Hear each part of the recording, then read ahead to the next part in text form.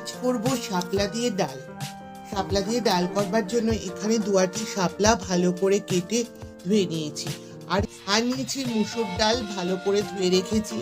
নিয়েছি মাঝারি সাইজের 2 পেঁয়াজ কুচি, আন্দাজ মতো সরষের তেল, সামান্য চিনি হাফ চামচ, স্বাদ অনুসারে লবণ, 1 চামচ হলুদ গুঁড়ো, 1 চামচ কালো জিরে, 1টা শুকনো লঙ্কা, 10 কোয়া রসুন আর 7টা কাঁচা লঙ্কা।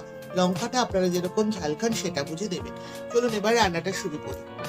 কড়াই বসিয়ে দিয়েছি, গ্যাস অন করে কড়াইতে এবার সর্ষের তেলটা দিয়ে দিচ্ছি।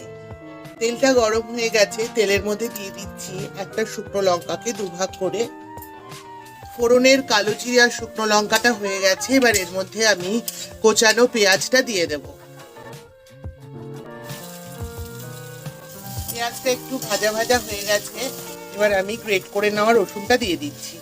লঙ্কাগুলো একটু কুচিয়ে দিয়ে দিচ্ছি। মধ্যে দিয়ে দেব ধুয়ে রাখা মুসুর ডালটা। এবার সবগুলো ভালো করে কষিয়ে নেব।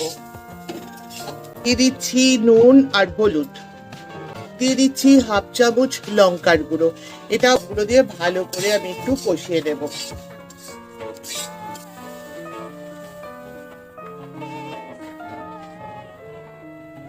এবার আমি একটা ঢাকনা দিয়ে দিচ্ছি, এটা রান্না হতে থাকুক। আমি 10 মিনিট পর ফিরে আসছি।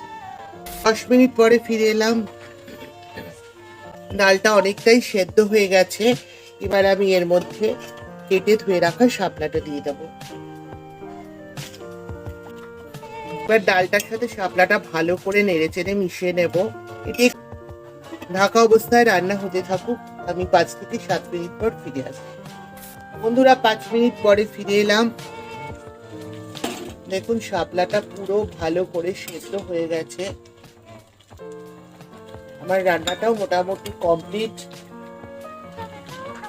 এবার আমি দিয়ে দেব লঙ্কাগুলো। আমি এভাবে ছুরির সাহায্যে 2 ভাগ করে কেটে নিয়েছি। 3টে লঙ্কাকে এভাবে আমি কেটে নিয়েছি। লঙ্কাগুলো দিয়ে দেবো আমি। দিয়ে দেবো সামান্য চিনিটুকু রেখেছিলাম স্বাদটা ব্যালেন্সের জন্য। এবার আমি গ্যাসটা অফ করে ঢাকনা দিয়ে দিচ্ছি। 2 মিনিট থাকুক, 2 মিনিট পরে আমি ফিরে আসি। রেডি হয়ে গেল গ্রাম বাংলার হারিয়ে যাওয়া একটি রেসিপি, শাপলা দিয়ে ডাল।